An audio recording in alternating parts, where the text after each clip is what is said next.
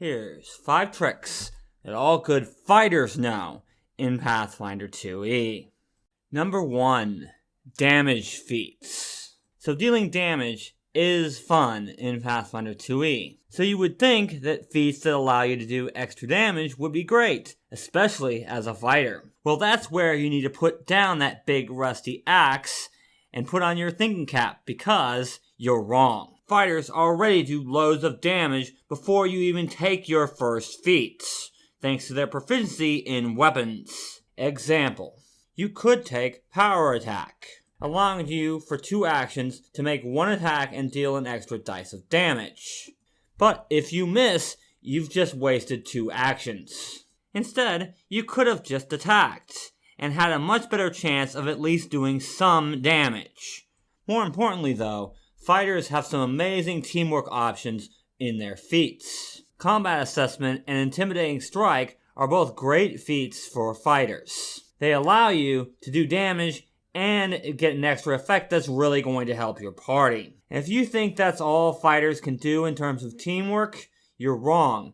We haven't even talked about number 2, Athletics. Fighters might not be as good as barbarians are when it comes to grappling, but where fighters excel is with versatility with athletics actions. Want to grapple people as a fighter? Take feats like Combat Grab or Snagging Strike. Want to trip people? Take Knockdown and Improved Knockdown. Want to shove people into hazards in the environment?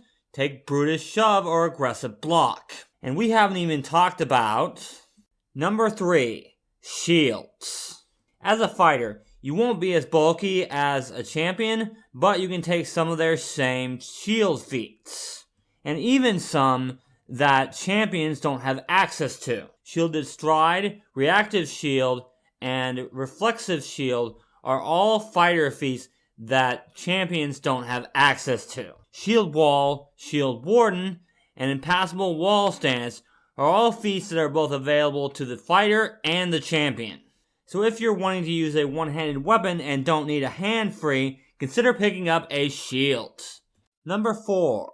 Fighting styles. When most people build fighters, they try to build around one type of fighting style, whether that's free hand, sword and board, or something else. Even if your fighter is built toward melee, you are almost as good at shooting that dragon out of the sky.